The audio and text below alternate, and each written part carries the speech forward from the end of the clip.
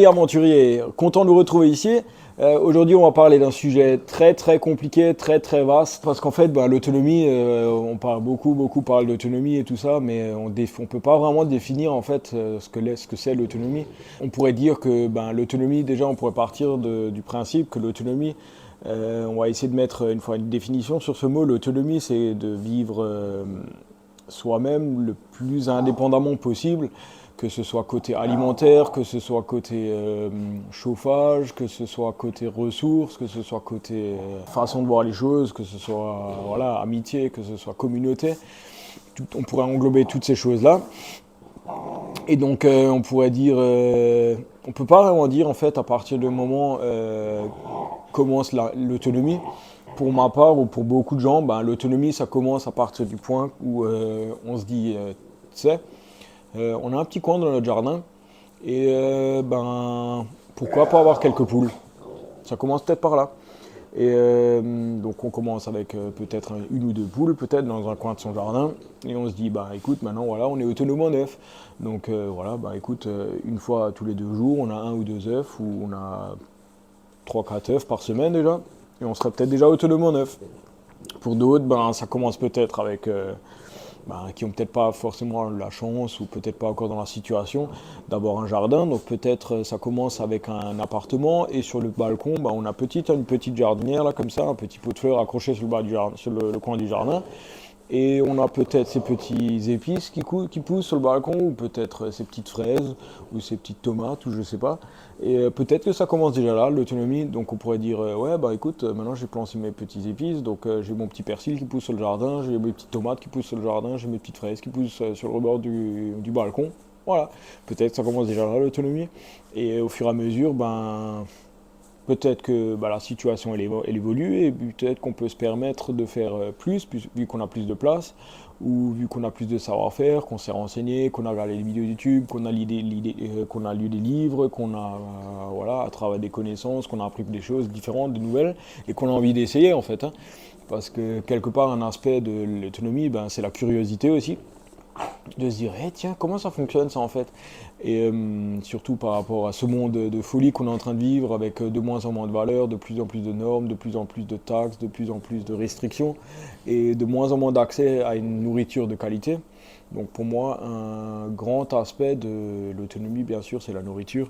Donc quand on voit, par exemple, prenons l'exemple d'une pomme du commerce ou une tomate du commerce, et comparons ça à des tomates du jardin local, ou des pommes du jardin, c'est un autre goût complètement, et bien sûr beaucoup plus de vitamines, beaucoup moins de pesticides, et puis côté goût, c'est incomparable. Et ensuite voilà, donc partons peut-être du principe maintenant, donc en tant que jeune étudiant, ou en tant que jeune personne qui sommes peut-être encore en cours, tout au début du cours de la vie, donc peut-être en tant qu'étudiant, ou en tant qu'apprenti, ou en tant que fraîchement commencé dans le monde du travail, donc prenons l'exemple à 18 ans peut-être, on a son petit appart, son premier petit appart, peut-être avec une fenêtre, ou peut-être avec un petit balcon, et on se dit tiens, ça m'intéresserait peut-être, pourquoi pas, écoute, à travers un ami à moi, peut-être un copain à moi, il m'a une fois fait goûter ses tomates, et je me dis, putain, ces tomates, elles sont super bonnes, ou peut-être ces fraises. Et peut-être que l'autonomie, ça commence déjà là, et qu'on se dit, j'ai aussi envie d'essayer, moi, les fraises. Tiens, je m'achète un petit bac sur le jardin, un petit pot de fleurs, un petit bac à accrocher dans mon potager, ou à peut-être mettre juste sur le rebord de fenêtre. Et le soir, en rentrant du travail, tranquillement, je vais arroser mes petites fraises, je vais peut-être arroser mes petites tomates. Et puis au bout d'une saison, je me dis, moi j'ai mes petites fraises, et j'ai mes petites tomates, ou je sais rien. Et puis une fois assis à table, plein de fierté, je vais prendre mes petites fraises, je vais les découper, je vais les mettre dans un petit bol, je vais mettre un peu de crème avec, ou je sais rien, ou peut-être un peu de sucre dessus, et je vais déguster ça, et je me dis, c'est quand même bien, c'est quand même quelque part, c'est une satisfaction, c'est une fierté. Et on valorise bien plus les choses que d'acheter une barquette de fraises dans le supermarché. Et on se dit, tiens, c'est quand même cool en fait, c'est moi qui a fait ça, c'est moi qui les a arrosés, c'est moi qui les a plantés, c'est moi qui a décidé de l'endroit où je les mets, c'est moi qui a acheté, donc la question de logistique, c'est moi qui a acheté le terreau, c'est moi qui a acheté le pot de fleurs, c'est moi qui a retrouvé la terre, c'est moi qui les a plantés, c'est moi qui les a arrosés tous les jours, c'est moi qui les a récoltés, c'est moi qui les a lavés, c'est moi qui les a coupés, c'est du coup maintenant ils sont dans mon assiette et c'est moi qui vais les manger. Voilà, ou peut-être même que j'en ai assez, que je peux les partager avec quelqu'un. Et du coup, ben, ça fait quelque chose dans notre tête de pouvoir produire une petite partie de sa nourriture. Et puis voilà, ben, donc peut-être que ça commence déjà là, l'autonomie. Et au fur et à mesure, ben, dans sa carrière, peut-être qu'on avance vers un appartement avec un petit jardin. Tiens, je me dis, je vois une annonce sur le Bon Coin ou quelque chose, je fais des petites recherches, machin, et je trouve un petit appart avec un petit jardin. Et là, ce serait peut-être la prochaine étape, disons à 20, 22, 24, 25 ans, j'en sais rien. Il n'y a aucun programme à suivre, tout le monde est libre de faire comme il veut. Et puis voilà. Ou peut-être que déjà quelqu'un habite à la campagne, chacun fait à son rythme, et puis voilà. Prenons la situation que voilà, justement on a son petit appartement avec petit jardin et qu'on se dit je vais peut-être lancer mon petit potager, donc forcément au début ça va pas être la jungle, mais voilà, ça peut déjà être une rampe de lancement, donc peut-être avec quelques fraises, quelques tomates. Je vous prends les choses les plus simples à faire, les fraises, les tomates, c'est vraiment les choses les plus simples à faire. Après on peut continuer avec quelques salades, on peut continuer avec d'autres choses, avec peut-être des concombres qui sont simples à faire aussi. Et puis ainsi de suite, peut-être quelques framboises et ainsi de suite. Et du coup, tout ça, ça commence à se développer. Et on se dit, tiens, peut-être que j'ai un petit coin, ou peut-être même un coin partagé ou quelque chose, et je pourrais peut-être y mettre des poules. Et voilà, et alors on se retrouve à avoir une ou deux poules. Et ou peut-être même déjà plus. Et voilà, donc le matin on se lève, on va laisser sortir les poules, on va s'en occuper un peu, on va leur mettre de l'eau de nouveau, on va leur donner à manger, donc les petits grains, les petites salades, les petites restes de cuisine déjà. Ça commence, donc le soir on fait sa petite popote, on met ça dans les petits restes, les petites épluchures, les petites bricoles, les petits restes de salade, les petits restes de ci et ça.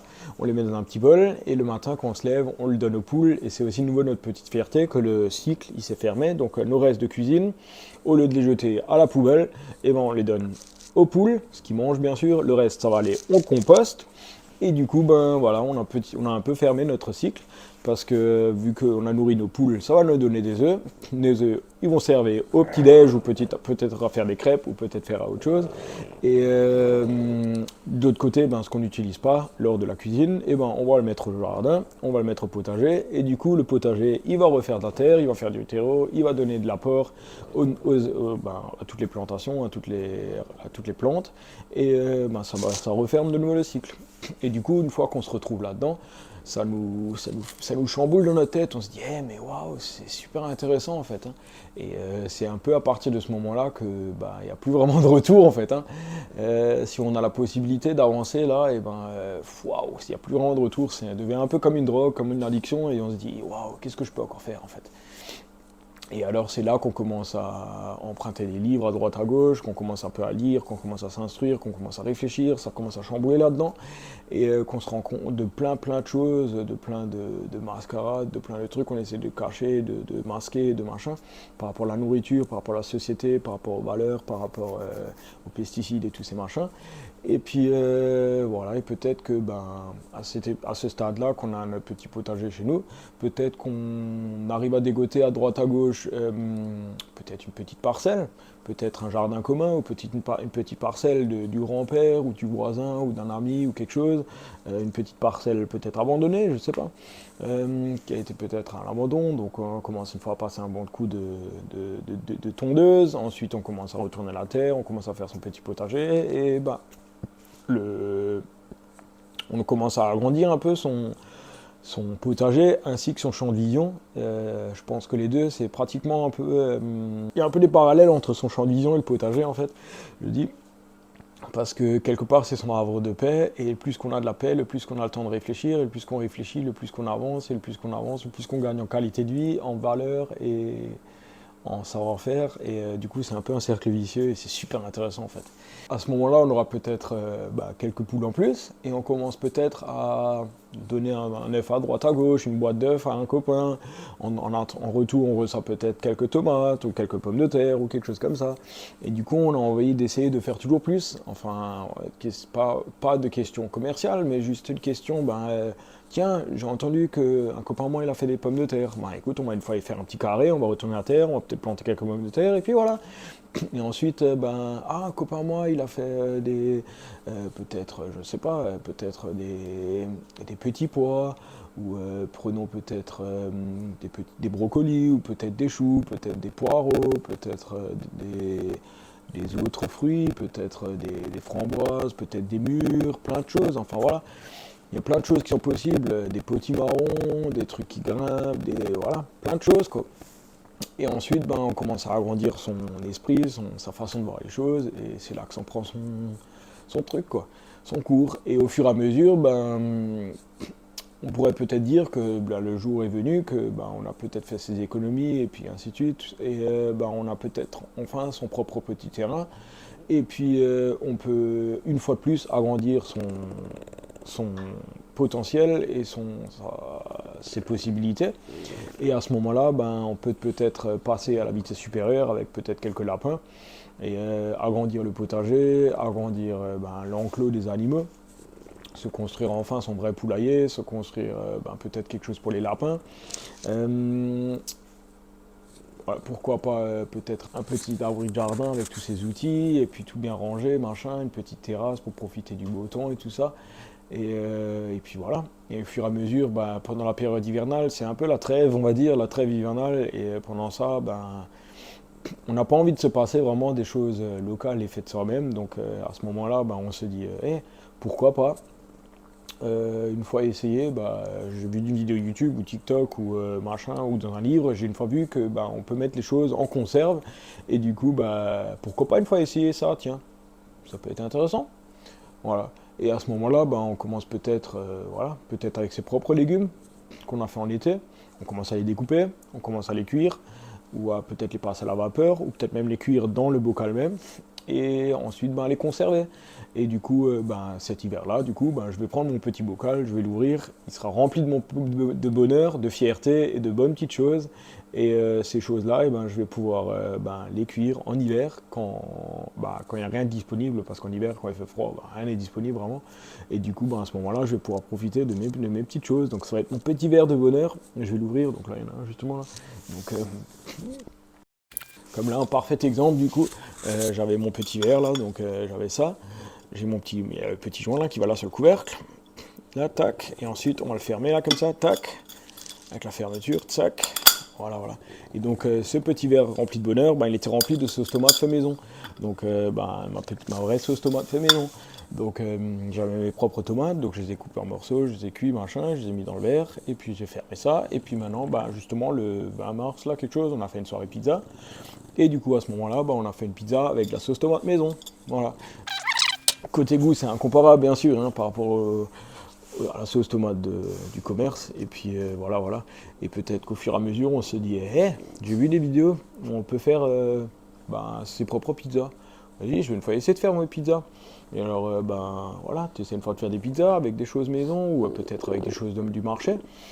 Le marché aussi, c'est un aspect important. On pourrait se dire, tiens, si j'essaierais une fois d'acheter autre part qu'au supermarché, ça on peut le faire un peu à toutes les étapes de la vie. Si j'irais une fois, peut-être une fois par mois, une fois tous les 2 semaines, une fois tout par semaine, ou j'en sais rien, dans mon petit marché local. Donc chez moi, j'ai la chance d'avoir une fois par semaine un marché local près de chez moi. Donc il y en a dans plusieurs villages différents autour de chez moi, mais par rapport à mes horaires, c'est simple d'accès. Il y a un parking à côté, c'est toujours couvert, donc je peux y aller toute l'année. Donc j'ai cette grande chance-là. Je me dis, moi personnellement, du coup, je suis allé à ce stade-là, d'aller une fois par semaine, de pouvoir aller au marché, de faire mes petites courses là-bas. Et il y a pas mal de choses locales, bien sûr, par chez nous, en hiver, il n'y a pas grand-chose d'accessible, donc il y a aussi des produits qui sont achetés et revendus, ça il faut aussi le dire, mais je préfère me donner mon argent à un petit producteur local qui s'en sort comme ça, que de le donner à un supermarché ou à un grand groupe de je sais pas quoi, et voilà, vous comprenez le topo. Donc voilà, soutenir un peu les locaux, quoi. Voilà, comme c'était dans le temps en fait, hein. Donc on pourrait aussi parler en fait du principe de l'épicerie, de la petite épicerie. Donc il y a fort longtemps, on pouvait parler du petit paysan qui faisait, peut-être un il faisait des pommes de terre, l'autre il faisait des carottes, l'autre il faisait ci et ça et voilà. Et au fur et à mesure, peut-être que l'idée de base, c'était très bien, hein. C'était de faire un petit magasin, de faire une petite épicerie, de faire une petite grange. C'est sûrement parti d'une petite grange. Et on a stocké les choses des commerçants. Et puis en fait, une fois tous les temps étant, on s'est donné rendez-vous et on a fait une vente du matériel, enfin des produits alimentaires. Et puis voilà, donc on est allé à un endroit, on a pu acheter ses pommes de terre, ses carottes, ses tomates et ainsi de suite, à un endroit, donc ce qui était super pratique bien sûr. Et puis tout le monde en profitait. Voilà, et au fur et à mesure, ça en est devenu peut-être une petite épicerie du coin, mais toujours en gardant les produits locaux. Et au fur et à mesure, des grands groupes se sont formés et ont cassé un peu, enfin pas cassé un peu, cassé complètement l'image de la petite épicerie. Et à ce moment-là, il n'y a plus de valeur, il n'y a plus de choses locales. Et à ce moment-là, il y a les grands groupes qui en profitent. Même pas le mec qui appartient au supermarché, mais vraiment que les grands groupes. Donc le grand nom que vous voyez, c'est eux qui profitent du machin. Mais pas, là, je sais pas, le propriétaire du magasin, vraiment juste la chaîne. Et tous les autres maillons de la chaîne, ils profitent en rien du tout. Donc ni le propriétaire du supermarché, ni le transporteur à la limite encore, mais le paysan, c'est le dernier maillon de la chaîne, ou le producteur, et du coup, lui, il en profite le moins. Et c'est un peu ça qu'il s'agit de casser dans cette chaîne-là, de retirer tous les autres et de surtout faire profiter le producteur le plus directement possible. Voilà. Et au fur et à mesure, c'est ce qu'on est en train un peu d'observer là, que plein de choses sont en train de se créer pour justement recréer les liens les plus directs possibles, et ce qui est une chose superbe. Donc je vous invite vraiment à renseigner par chez vous de ce qui se passe, de ce qui se fait, et sinon peut-être pourquoi pas de lancer à vous votre chose. Prenez contact avec les producteurs de chez vous, les agriculteurs de chez vous, les producteurs de chez vous, et pourquoi pas lancer un truc par chez vous. Voilà, peut-être louer une place une fois par semaine, ou peut-être que quelqu'un a une place par semaine, ou peut-être une petite parcelle, ou je ne sais pas, et du coup rassembler les gens autour de ça, les petits producteurs, et faire un marché par exemple. Voilà, ça peut être une idée. Enfin voilà, tout ça pour dire du coup qu'on se rend compte peut-être qu'on peut faire de la conservation des aliments. Et puis, qu'en conservant les aliments, en hiver, on a accès à des choses qu'on n'aurait pas accès sans se motiver et sans se remuer un peu soi-même. Donc ça, c'est aussi la conservation, c'est un grand aspect. Donc on pourrait ici parler du fumoir, donc de fumer de la viande par exemple, de la conservation des légumes dans le sable, dans un coin frais par exemple, et ainsi de suite, au fond de la cave par exemple, ou dans un lieu dit spécial. Et puis voilà, donc ça permet de rallonger la saison avec les produits de bonne qualité, sans pesticides et tout ça. Ça c'est un aspect important. Et ensuite, bien sûr, rien n'empêche d'agrandir son point de vue, donc peut-être faire des pâtes maison. Donc moi j'avais commencé avec une petite machine. D'abord j'ai fait des nouilles à la main, donc avec le rouleau, hein, j'ai étalé ma pâte, je les ai coupées en tranches, je les ai séchées et puis voilà. Et au fur et à mesure j'avais acheté une petite machine à nouilles, j'ai fait mes petites nouilles et ensuite c'est parti à grande échelle. J'ai fait une superbe occasion avec quelques petites réparations. J'avais ma super grande machine à nouilles, je vous invite à regarder la vidéo. Et sur la chaîne YouTube, et puis j'ai fait mes propres nouilles par exemple. De même, il en est de même avec la pizza, il en est de même avec le pain. Peut-être qu'un jour vous tombez sur le flux de TikTok ou sur le flux de YouTube, ou à travers un reel Instagram ou quelque chose, ou à travers un ami qui vous donne un morceau de pain, ou à travers un livre, vous tombez là-dessus, vous dites oh putain, du pain, waouh, c'est super intéressant ça aussi, hein. Est-ce que c'est possible de faire du pain soi-même? Vous vous posez peut-être la question. Et peut-être que il y a une boulangerie superbe dans votre coin et vous dites waouh, peut-être que c'est possible une fois, j'aimerais faire du pain aussi moi-même comme ça. Ou peut-être que c'est l'inverse, la boulangerie dans votre coin elle est nulle complètement, le pain il est pas bon et vous vous dites mais c'est donc pas possible, ça devrait donc être possible de faire du pain mieux que ça. Et peut-être que vous lancez vous-même le challenge. Donc voilà, ben, nous, en fait, sur un petit coup de tête, on va dire, plus ou moins, le voisin à moi, Hervé, tu vas peut-être te reconnaître dans la vidéo, un jour, il a reçu une fois un paquet de farine, voilà, spécial pain, donc tu prends le pain, tu fais ton mélange et tu le fous au four et puis c'est bon. Et donc il nous a pondu un pain et plein de fierté, machin, on s'est capté, et voilà, il m'a montré son morceau de pain et tout, on a essayé de couper, c'était une brique le machin, et au milieu il n'était pas cuit, à l'extérieur il était, voilà, donc on peut pas dire ça que c'est un échec, on peut dire ça que c'est un premier apprentissage, donc moi ça m'a pris 1 an pour faire du bon pain, donc sans que personne m'aide vraiment. J'ai demandé à droite à gauche, mais j'ai jamais vraiment eu de bonnes réponses ou de réponses qui m'ont avancé à quelque chose. Donc j'ai gratté partout, partout sur YouTube, sur des livres, j'ai acheté des livres, j'ai demandé à droite à gauche, j'ai demandé les grands-parents et tout ça, et enfin voilà. Et je suis toujours pas encore perfectionniste dans ce truc, donc on a bien passé les 2 ans, là, les 2 ans et demi ou 3 ans. Je suis toujours pas encore perfectionné, mais pourtant j'en ai du matériel, hein. J'ai une machine à pétrir, donc j'ai un pétrin, donc une machine à travailler, la pâte, j'ai des tables inox super classe, j'ai un four super classe, j'ai un laminoir super classe, voilà, et pourtant je suis toujours pas encore au stade vraiment maxi super boulanger.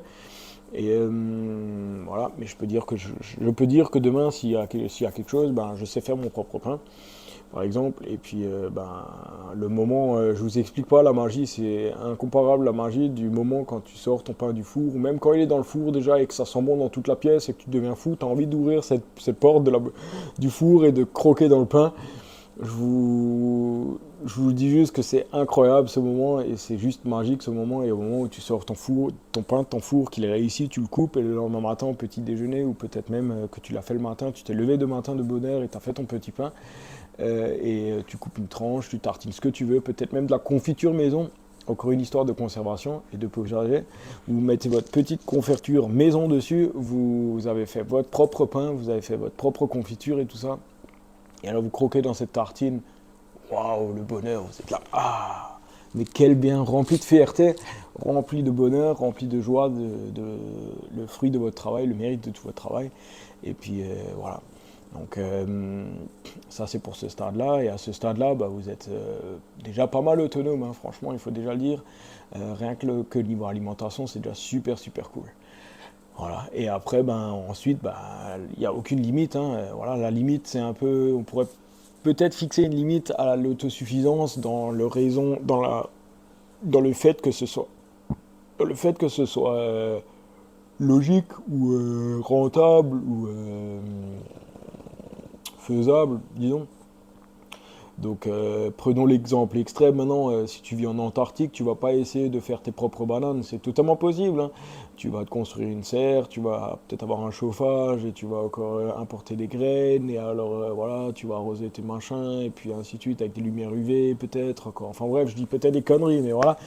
Des trucs comme ça, c'est peut-être pas forcément censé, mais voilà, des trucs à peut-être plus petite échelle, justement faire ses petits propres pommes de terre, ses propres tomates, ses propres pains, des trucs comme ça, c'est bien plus raisonnable.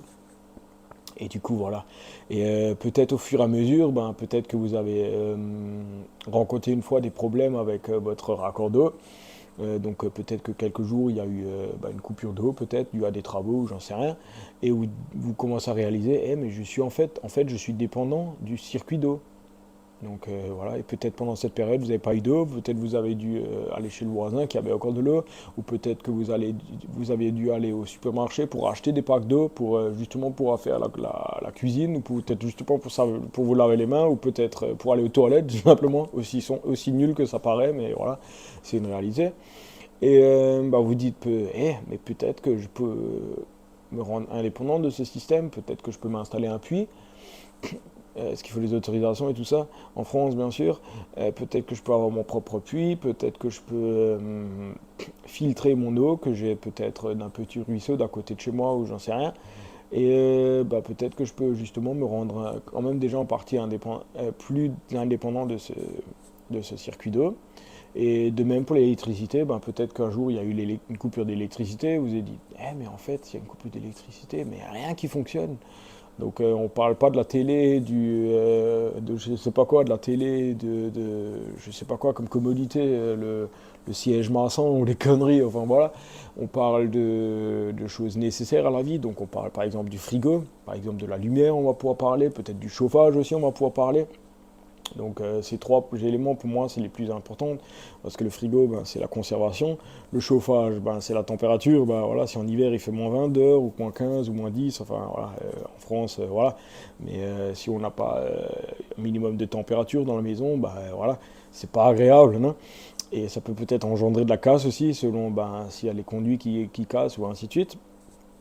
Et la troisième chose, la lumière, bien sûr. Bah, si au milieu de la nuit, bah, t'as pas de lumière, c'est pas très agréable. Bien sûr, on peut s'aider avec des bougies, mais ainsi de suite, voilà. Et à ce moment-là, bah, tu peux commencer à te poser des questions. Peut-être que, tiens, si j'achetais un petit groupe électrogène, j'aurais peut-être déjà ma lumière, j'aurais peut-être déjà réussi à me faire tourner mon frigo en cas d'urgence. Peut-être que je vais peut-être réussir à faire tourner mon chauffage aussi.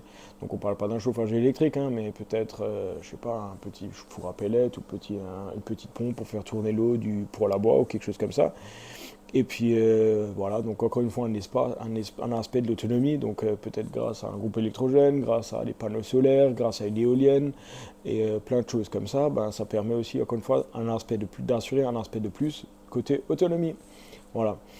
Et puis pourquoi pas ben, dans ce même aspect-là, dans de l'autonomie, si on arrive à produire son propre courant, donc on ne parle pas de mégawatts, hein, bien sûr, mais si on arrive à produire quelques kilowatts, et peut-être encore avec une batterie de stockage, peut-être quelques batteries qu'on a récupérées à droite à gauche, ou peut-être d'un système vraiment professionnel qu'on a dédié à ça selon le budget, on arrive peut-être à charger sa petite trottinette électrique, qui sait. Donc ça permet peut-être déjà d'avoir un truc autonome, donc si on produit avec la force du vent, avec la force du soleil, ou avec d'autres principes, on arrive peut-être déjà à avoir une trottinette électrique, et peut-être avec la trottinette électrique, le matin, le week-end, le samedi matin ou le dimanche matin, j'en sais rien, ben, de chercher son propre pain, enfin de chercher son petit pain à la boulangerie par exemple, ou d'aller chez un ami à soi, ben, juste avec son énergie qu'on a produit nous-mêmes. On ne parle pas du principe que la trottinette électrique c'est pas écolo, hein. On ne parle pas d'écologie, hein, on parle juste d'autonomie. Hein. Voilà, si on parle d'écologie, il faudrait arrêter tout. Mais il faudrait commencer à tricoter ses propres chaussettes avec de la laine de mouton, qu'on élève nous-mêmes les moutons, et puis ainsi de suite. Hein. Mais voilà, c'est un autre sujet. Donc voilà, ça permettrait aussi encore une fois de boucler la truc. Voilà, donc tout ça c'était pour parler d'autonomie, de possibilités qui nous offrent à nous. Donc chacun à son échelle, chacun a sa sauce, chacun a ses possibilités, chacun a son savoir-faire, chacun a son entourage, donc voilà. L'autonomie, ben, c'est un grand aspect d'un mode de vie avec des valeurs, avec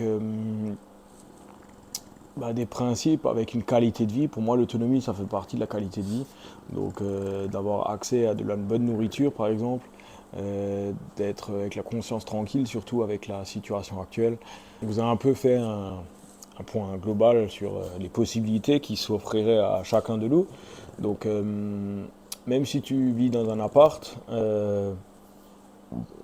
peut-être en ville même, ben, tu serais peut-être même capable de faire ne serait-ce que quelques fraises ou quelques tomates au bord de ton balcon ou sur ton rebord de fenêtre.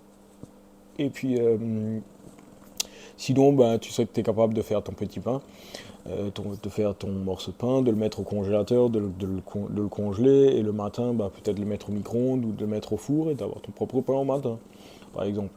Donc, tout à fait, ça, c'est tout à fait possible. Et sinon, ben, c'est tout à fait possible d'aller au marché dans le rythme que chacun peut, d'acheter donc ces bons légumes et ces bons fruits et légumes et de les transformer soi-même, donc que ce soit en salade de fruits, que ce soit en confiture, que ce soit en jus, en différentes choses, ou ben, pour les légumes, que ce soit en ratatouille, qu'on fabrique en bocal, et quand on a besoin, on l'utilise en sauce pizza ou plein d'autres choses.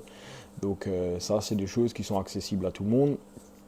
Et puis au fur et à mesure, ben, peut-être créer des liens avec d'autres personnes qui sont dans le même esprit et de lancer des projets comme ça. Ben, par exemple que de faire soi-même un marché ou soit faire soi-même un petit lien de partage. Donc si maintenant un produit des tomates, l'autre produit des fraises, ben, pourquoi pas s'échanger les choses ou peut-être pas, peut-être s'échanger les recettes de gâteaux, des recettes de pain ou des recettes de pizza ou ainsi de suite.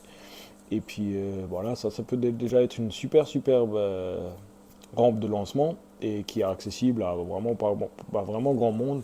Et voilà. Et après, ben, bien sûr, chacun fait à son rythme, à sa sauce et comme il le peut, avec ses possibilités, son savoir-faire et son matériel et son budget possible. Et voilà. Donc j'espère que cette vidéo vous a plu sur un vaste sujet qui est l'autonomie. Et puis pour en apprendre plus sur plein d'autres sujets, ben, suivez nos vidéos, suivez notre chaîne. Et bien sûr, on vous emmène aussi dans le voyage, dans notre aventure pour le Costa Rica. Et tout ça ben, dans les prochaines vidéos et dans les vidéos précédentes. On vous embarque à l'aventure. Et puis voilà. Donc merci de nous soutenir toujours, d'être toujours avec nous. Et j'espère qu'on vous a appris quelque chose. Et voilà. Allez hop, bonne aventure à tous. Ciao tout le monde.